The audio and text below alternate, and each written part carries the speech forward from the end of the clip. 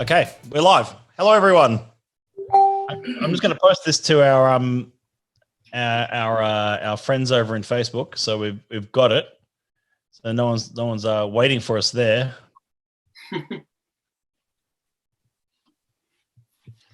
Yes, some issues with of course with technology is always fun.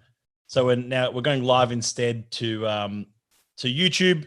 Thank you so much for tuning in, everyone. I've got with me a special guest, as promised, Jonnie Edwards, the man about town, the J-man himself, Mr. Distiller, Mr. Lark, Mr. Everything, society member, Ardbeg fanatic. Jonnie, say hello. How you going, guys? Going well? Yeah, we're all going good in here. I wanted to bring Jonnie in for one of our special live streams. Of course, I'm not having much luck with Facebook and Zoom integrating at the moment, but it might be a case of everyone trying to use it at the same time. But thank you so much for joining us, Jonnie. Yeah, not a worry at all. Thanks for having me. Yeah, awesome. Now, you've got a long relationship with both as a distiller, as a whiskey appreciator, as a society member. Can you tell us some of the beginnings of your whiskey journey? I always like to start with people's journey. Where did it all begin from? I was pretty fortunate. I came back from living overseas for a couple of years and ended up with a job at the Lark Distillery. Yep. A couple of the guys I had around me at the time behind the bar, so I had Ian Reid, Jared Brown. Both of those guys went on to look after Spirit Thief. Ian Reid now runs Gold Bar in Hobart.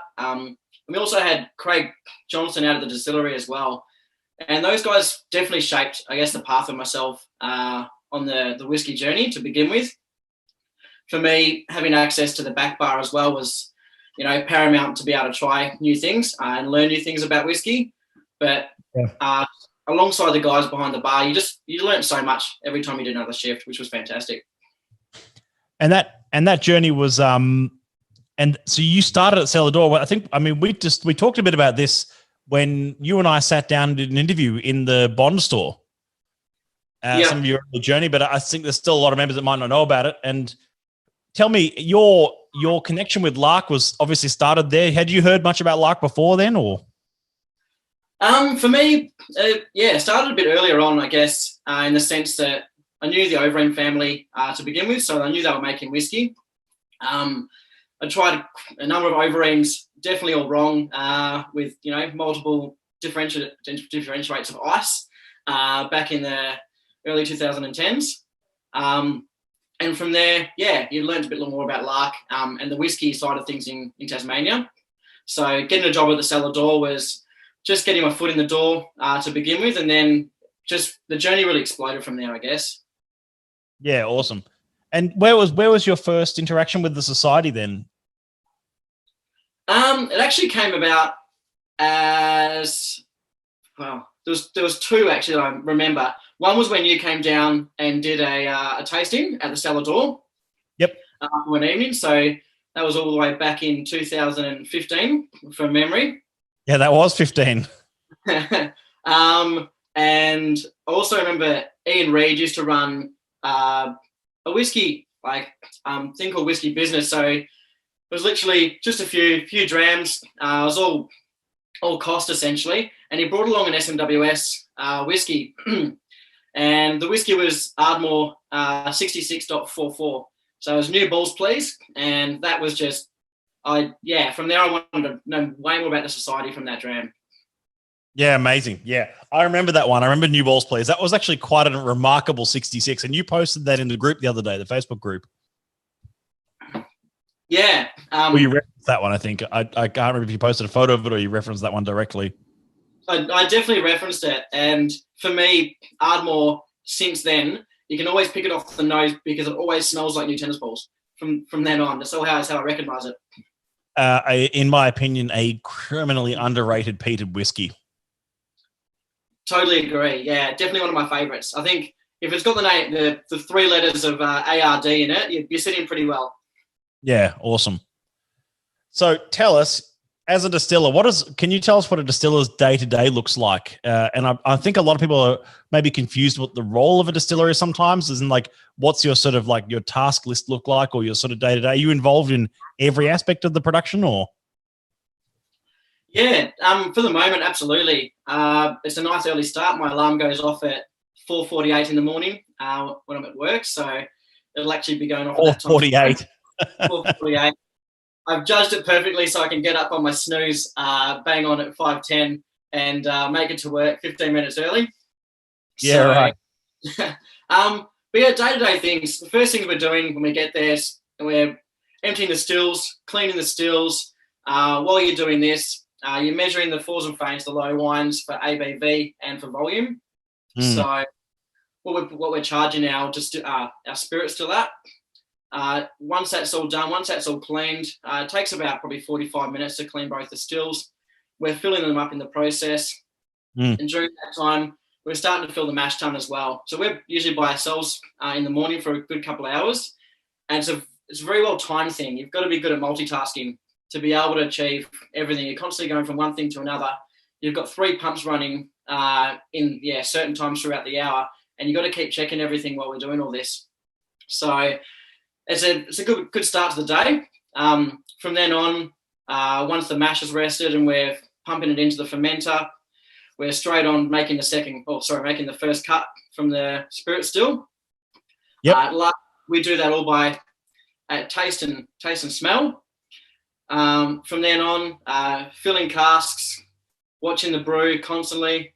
Once the brew's done, you've got to mash out, clean that. Second cut comes along. In the meantime, we've still got tours coming through. Obviously not at the moment with COVID, but we've got tours coming through, and we always try and make sure we talk to them, especially about the spirit. Yeah, you guys, I noticed at Lark whenever I visited, even if I'm just catching up with you or anyone at Lark in the past, it's always been sort of, you guys always accommodated quite an intimate tour experience, which I thought was like the opposite of a lot of distilleries these days, and a lot of even brewery or winery sort of tours, because they're often quite sort of, you can look over there and that's where the distillers work. And, and over there is where we keep some of the casks, and they're always the touristy casks, I guess. But it's sort of like whereas I felt at Lark, it was always like tour groups were walking around, fermenters and stills and hey, don't touch that still, it might burn your arm. But it's sort of like a very relaxed, but still, of course, OH&S, very relaxed atmosphere for everything. And that's something I really appreciated. No, it's great. And that's one thing we always want to give back to the punters coming through and having a look at the distillery. Being able to show them every aspect of the whole process is definitely, massively high on our list, and being able to give them the best experience they possibly can throughout the time they got at Lark. Yeah, amazing. So tell me, so where were you? You're up to the first cut of the still, first cut, or second cut of the still. So by the time that one's done, it's usually about midday. From then on, we've got a couple hours probably in the afternoon, which is usually racking, pulling samples, new make tasting. We've got a whole list of things on top of projects that we're actually taking on individually as well to get done in the afternoon. Then by the end of the day, we'll try and clean the still out, get ready for the night shift to come through at the moment as well. So it's a constant turnaround to try and get everything done. So people don't realise, I think, I'll rack up at work minimum 7 to 8 Ks a day just walking. Just walking around trying to get it done. Yeah. And just for the nerds who like to know this kind of detail, what's the proof that comes off the stills at Lark? Great question. So for Lark, we actually do something quite different compared to a lot of other distilleries, is we actually have our charge in the still. So at the same percentage every single time that we do a run. That's why we measure the percentage of the low wines and the fours and feints and the volumes of them. So we actually, we cut our low wines and fours and feints off a little bit earlier than most distilleries. We don't run them down all the way through. So they're cut off about 15% and 10% between the two. We'll put them into the spirit still, and we'll actually add water to them to break it down to a 28% ABV. Now, the reason we do this is because we want literally a reference point to be able to look at, especially for spirit cuts at the end of the day. So if you put it in the so the alcohol percentage into the spirit still, it's going to come out at a different percentage if you're putting it in at 21%, or if you're putting it at 25%, or if you're putting it in 28%. So for us having 28%, we know whereabouts that first cut could be every single time, even though we do it by taste and smell. It's about 77.7 to begin with, and we'll make our first cut at about 76.5 or 76.6. For all the nerds out there, if you're following that one. Now, you don't fill at those proofs, though, do you? No. So the first cut will be, 76.5. We'll run that down to, depending on what type of run it is, and this is all done due to taste and smell again. So we'll be tasting from the vat and smelling from the vat for a good 15, 20 minutes to make the second cut. And the second cut could be at the moment anywhere between 59 and 64. Yep. Depending on who's usually there. Everyone's got slightly different balances on their palate, the different distillers. We've all got a house style that which we adhere to. The end result's about 71%, and we break that down at 63.5% to put into cask. Yeah, right. So a lot of it is at that sort of industry standard of 63.5. Have you guys experimented with any sort of like lower or higher fill strengths at all? I think accidentally there's been a few. And there's definitely been, we've definitely talked about it, and we'd like to go forward with a few different projects like that and looking at it and seeing how they turn out for us. It's quite funny. There's a couple of other Australian distilleries that I've spoken to over the years and one of them said that they fill all their casks at around 70, 74%. And there was another one that told me that they fill exclusively at 55%. And there's all in between. And there was one distillery, shall remain nameless, that was filling all their casks at 40% in saying, well, they're going to go up in proof anyway. And I said, well, that's a huge risk to play in case they don't. And he said, no, it's Australian climate. They always will. And I thought, well, I don't know. I mean, I'm always funny about that kind of stuff, but it's a fascinating discussion point because 63.4, 63.5 is kind of where like most Scottish distilleries fill, and where most distilleries agree that is a nice balancing point. And how we got to that number is another discussion entirely. But I was interested to see why certain fill strengths are chosen over others and how that affects the final product, because I think it does in a large degree. Absolutely, it does. Yeah, different alcohol strengths are going to react differently with the particles and the sugars inside the cask or the oak.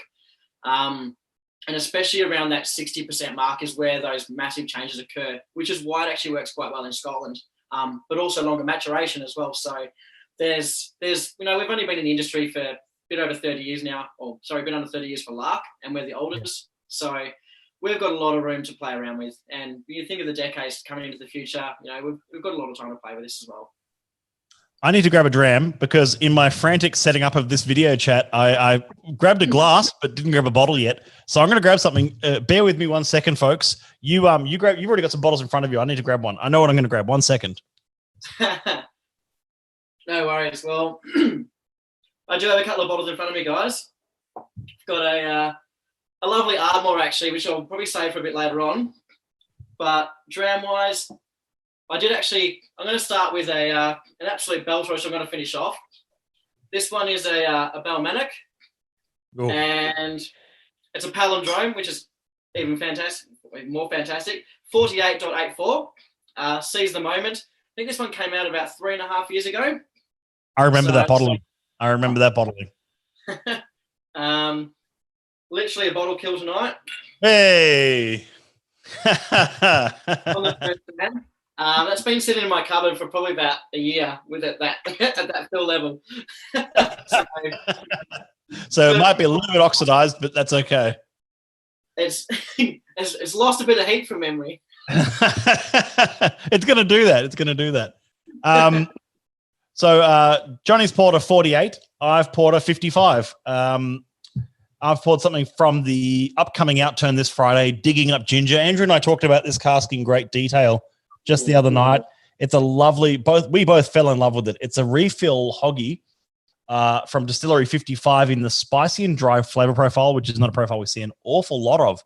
That was something that Andrew remarked about on the night, saying that spicy and dry and maybe heavily peated are the two profiles we see lesser of.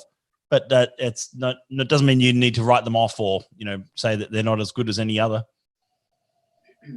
Oh,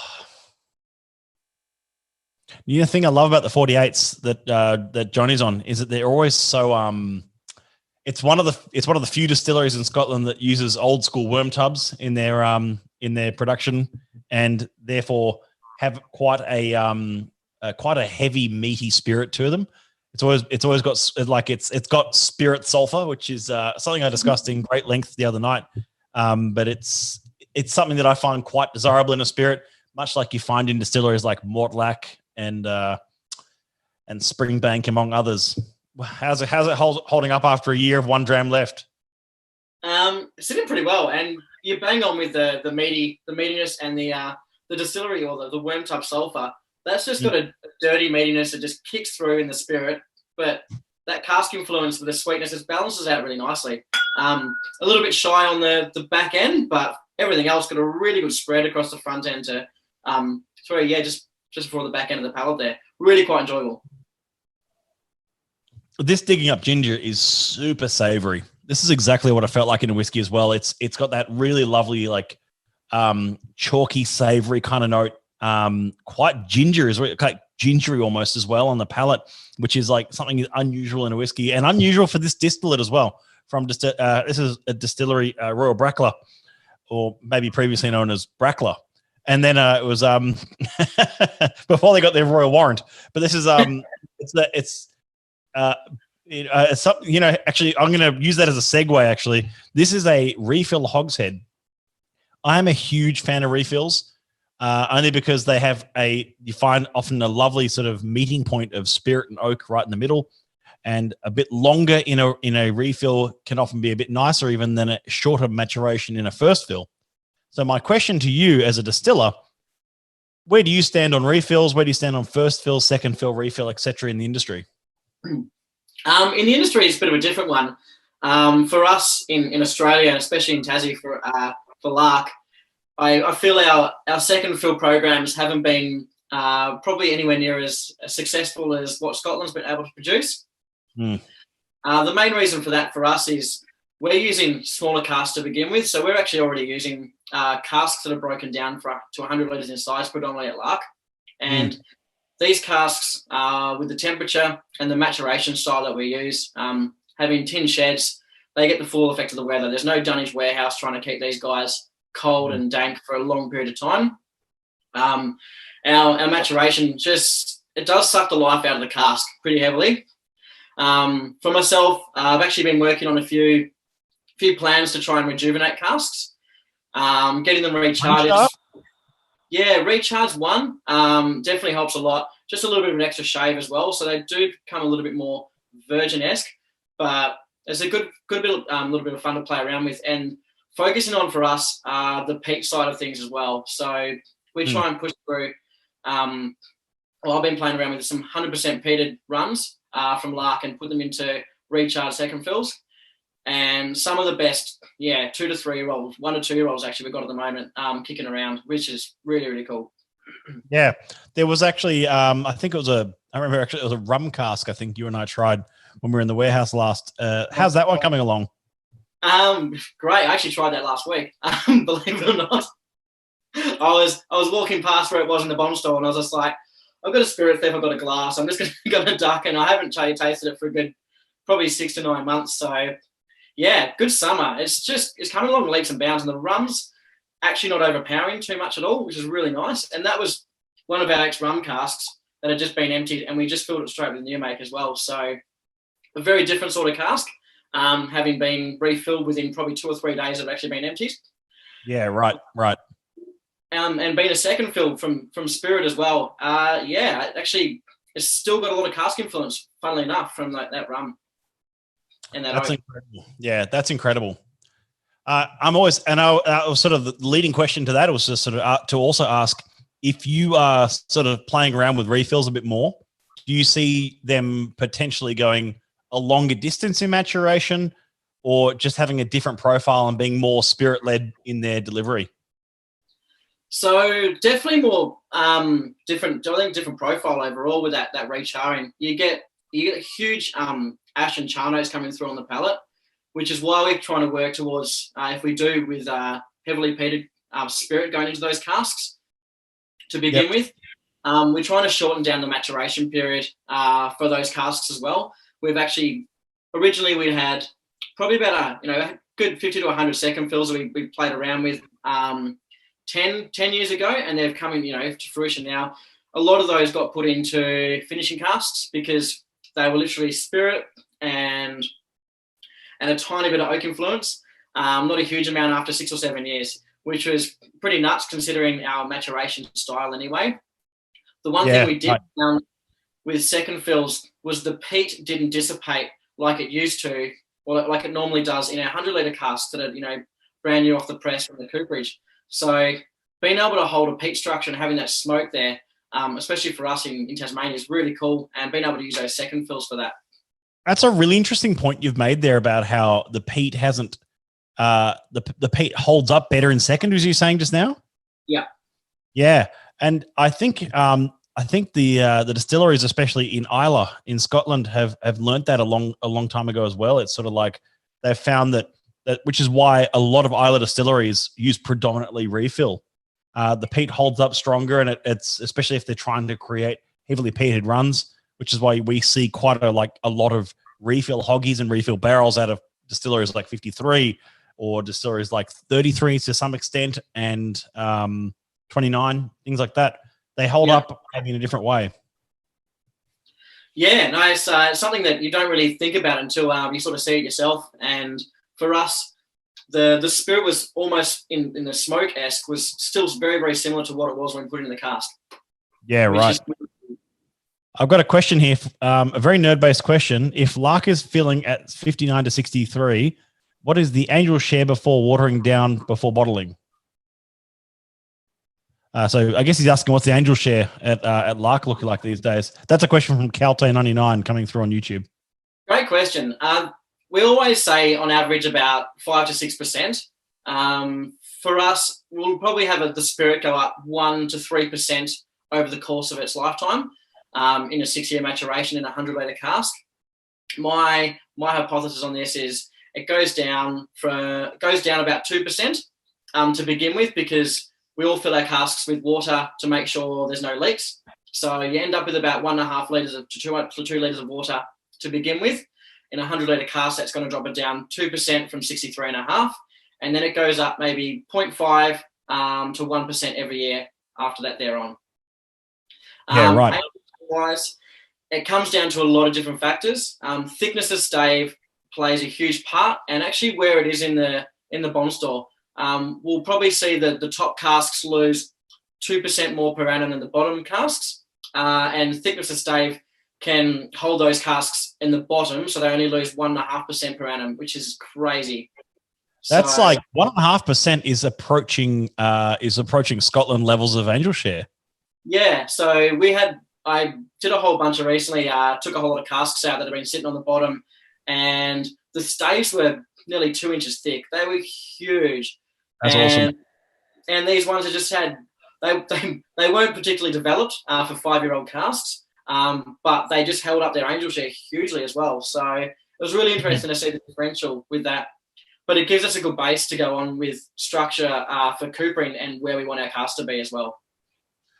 This next question is a bit of a broad one about your role as well as a distiller in Australia. Often when you find in distilleries in Scotland, there's the distiller, master distiller, and other distillers that work at the distillery. And then you'll find that it's entirely different team that work on casking, maturation, and wood policy, etc. How much do you think that, not just your role, but everyone's at Lark's sort of meshes around those kind of roles? Yeah, for us, I mean, we're such a small distillery still at the moment. So at the moment, at the moment, like there's some announcement to come soon about massive expansion. I wouldn't know anything, to be honest. Lucky you can distill because you're a terrible liar. That's okay. What was it? Whatever was put out in the ASX, 3 months ago, it's still current now. Say still current now. Yeah, it is. even though we've been through a bit of an interesting patch the last month. For myself, I'm the one at the moment at Lark that does specialise in all the cask side of things on top of all the distillation as well. So we're looking at, there's a lot of growth for that, and being able to own that style of whiskey that we're creating, and being able to secure avenues to be able to keep creating that whiskey as well, which is a really difficult situation to be in right now. Yeah, let's grab our second dram, and we'll talk about current situation with everything. I'm just going to remind our audience in the meantime that we are indeed taking questions. So, and if anyone on a Facebook group has missed out on us here, no, I think we're all looking pretty live here. That's good. That's good. I'm going to grab my second dram. So talk amongst yourselves. I'll be right back.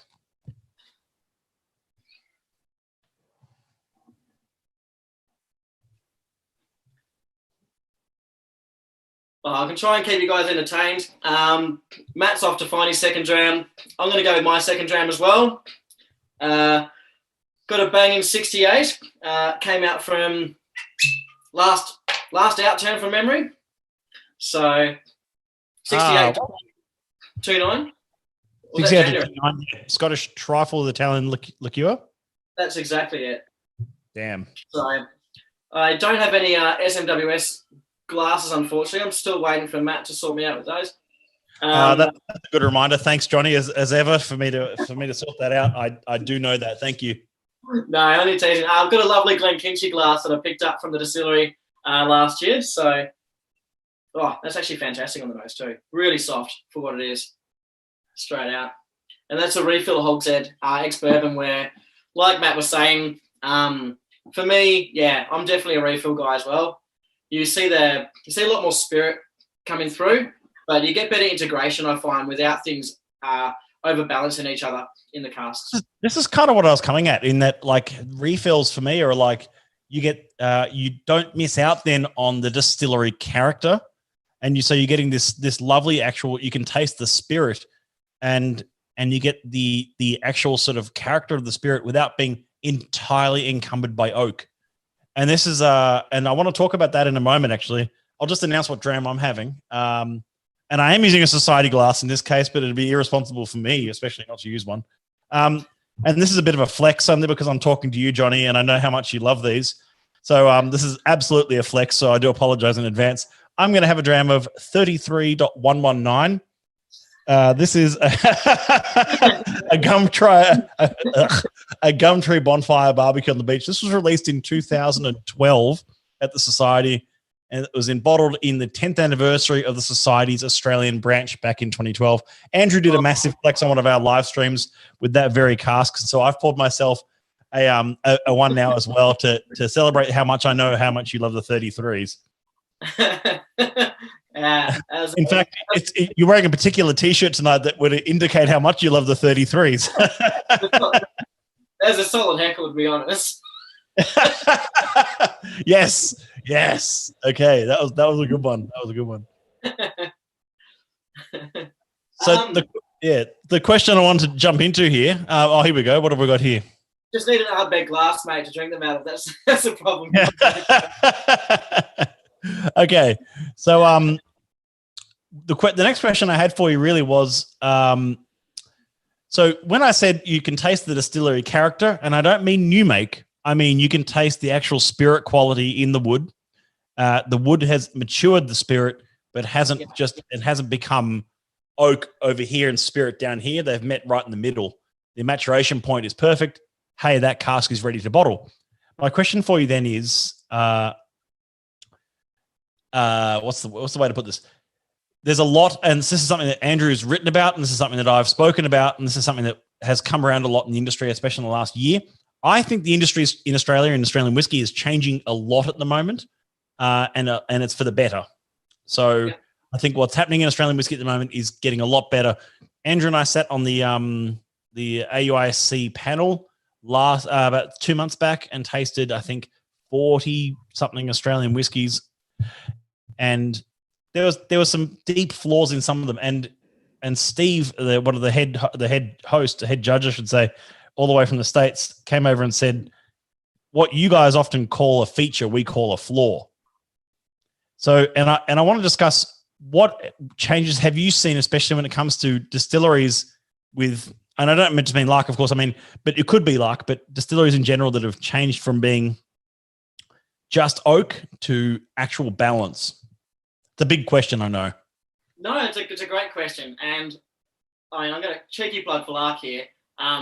We also picked up gold for both our classic cask and cask strength at that Spirits Award that you actually did.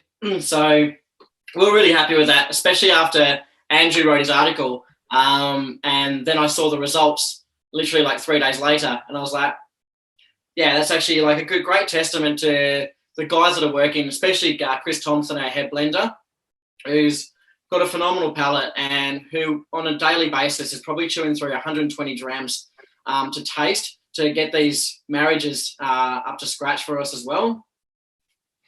For me, I've tasted a fair whack of whiskey from the mainland, and I still haven't. Usually they're end releases, so I see spirit character come through as a distiller very hugely, and I see oak character. They're not necessarily integrating yet. They're running side by side across the palate. So you see spirit.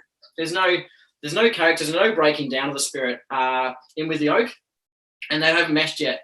It's just it's a time thing. At the moment, we're a very young industry, so you're going to see these things change over the next 2 or 3 years easily. Smaller cask formats starting to move into larger cask format, and that definitely helps as well. So smaller cask format, you've got a very short time window to try and get that balance correct. By small cask, you're talking 100 litre, aren't you?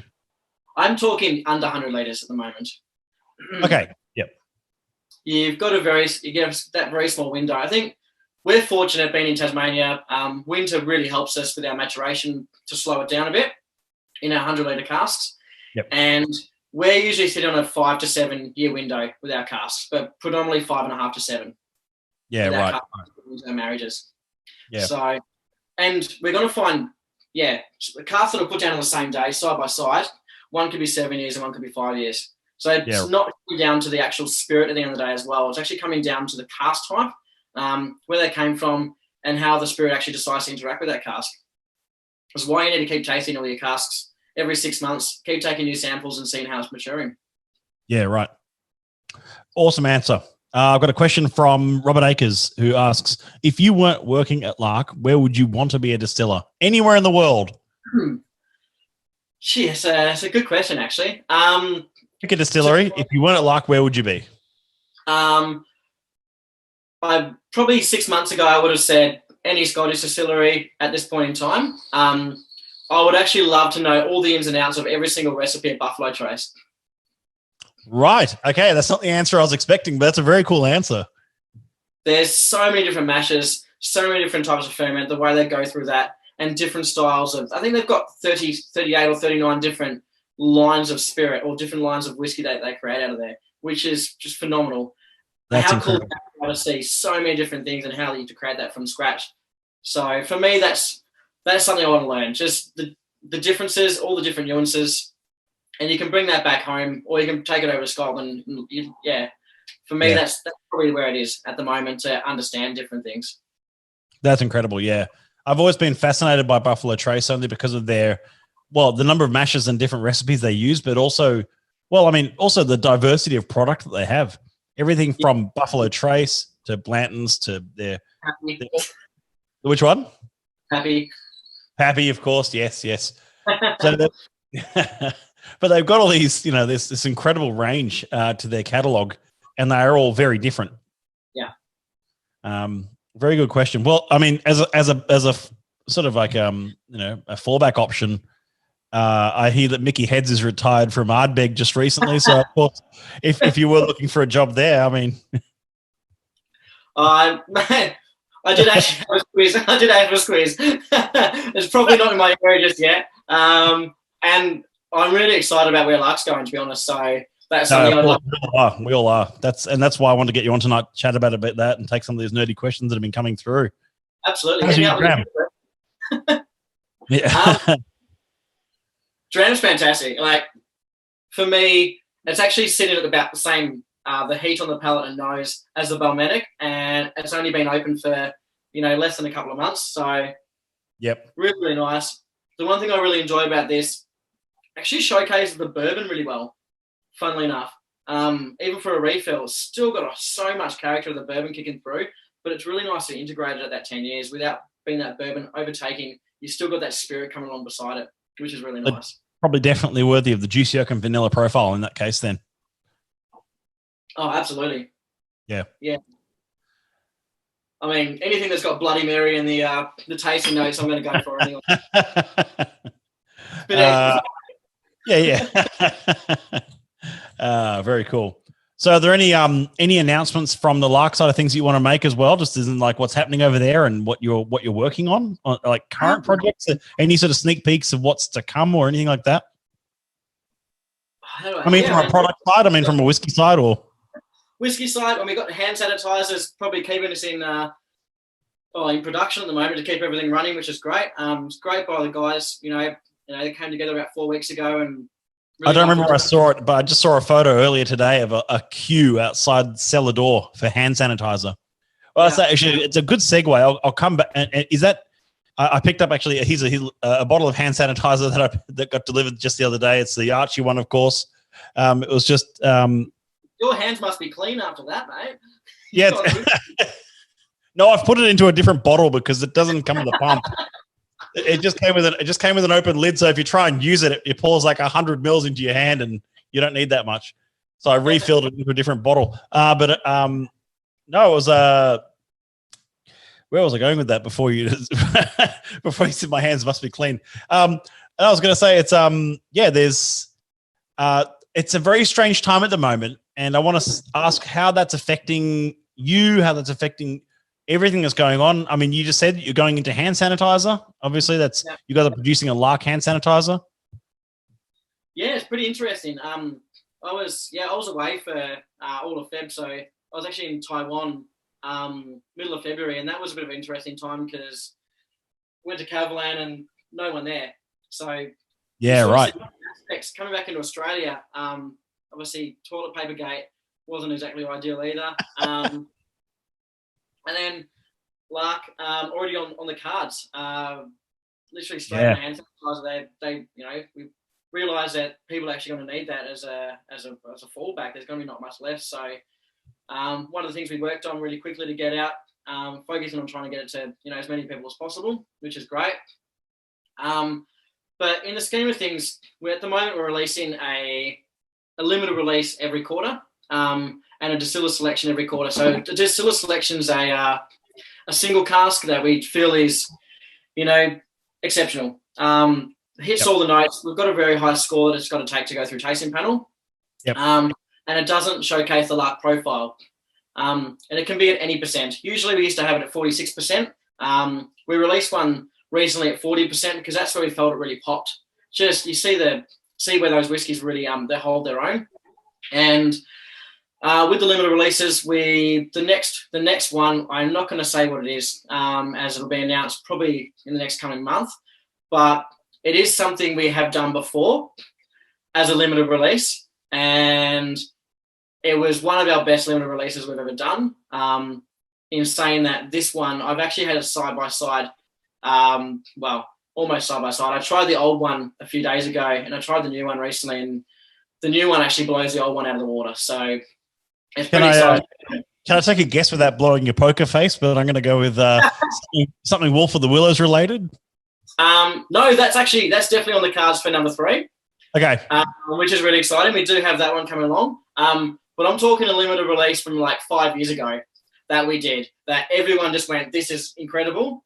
And we've finally got back to a stage where we can actually recreate that again, which is going to be really exciting. It's actually settling at the moment. That's really exciting. That's really exciting. I can't wait. Well, I can't wait to grab one. I've got a question from Jason who asks, what kind of yeast do you guys use at Lark? Is that something you can even share? And do you experiment much with different yeast strains? Yeah, great question. I think the big thing for us is we always, for Lark, we use 2 different types of yeast. So we use a brewer's yeast and we use a distiller's yeast. We've got certain pitch temps and certain peak temps that we're aiming for to create the best possible structure and to create the most esters. Sorry, not most esters, most desirable esters out of those ferments. The one thing that we started a number of years ago was when Chris Thompson started leaving the lids off the fermenters. Accidentally, we realised we started getting some extra culture coming through, and this yeast was starting to eat into the yeast that we were using and eat into the sugars that the yeast wasn't actually going to eat originally. So we're getting extra esters out of this. Now, we've got an open fermentation policy from day 5 to day 7. We have a 7-day ferment, which is quite long now, I should say. And this extra yeast is able to, focus on the terroir around the distillery and helps us create a spirit that is different to every other distillery in Australia, in my understanding. So it's really cool to be able to see that, but it's not just the yeast that we're actually using from the packet. It's the yeast that we're actually getting in from the surrounds that really helps our terroir and being able to build that Lark style. Yeah, amazing. Okay, that's a very cool answer. And just the second part of his question, however, do you experiment with different yeast strains? That's a really topical question because I think a lot of distilleries these days are trying to, as there's so many these days, it's like they're trying to find obviously points of difference in their sale, but also points of difference in their product. And one of them is obviously experimenting with different yeast strains as there's so many. Yeah, look, absolutely. There's still new yeast strains coming out and that are focusing on creating, heavier esters or more tropical esters and focusing on different parts of spirit that the spirit's going to become later on down the track. So, yeah, absolutely. We've been playing around with that and trying to design actually spirits around different yeasts as well and being able to use that. That's something we have to do being a distillery. We're not going to be stuck in the same situation where that yeast is going to be available, consistently for the next 100 years. So we've got to be able to move with the times and make sure we're still keeping our house style to the best of our ability with the yeast coming up. Yeah, awesome. Robert asks, like 135. Yeah, he's referencing Distillery Loch Lomond that do so much experimentation with different yeasts and Chardonnay yeast, that and so and so. Yeah. Thanks, Rob. We actually used a champagne yeast back in the day, and from memory, the amount of copper sulfate that came out of the spirit still at the end of it was insane. Like a Smurf had taken a shit inside the still. It was nuts. It's okay. We can say shit on here. I know you thought that as much as I did. It's fine. Yeah, very cool. Okay, well, what's the third dram you have on your desk? What's going on? So got Ardmore 66.136. Okay. Burnt heather and honey. So this one came out in the December outturn or the November outturn. Sorry, November outturn from memory. No, it was. November. It was part of it. It was part of a triplet set actually. Oh yeah, the Pete Pack or the 666. I can't remember. Yeah.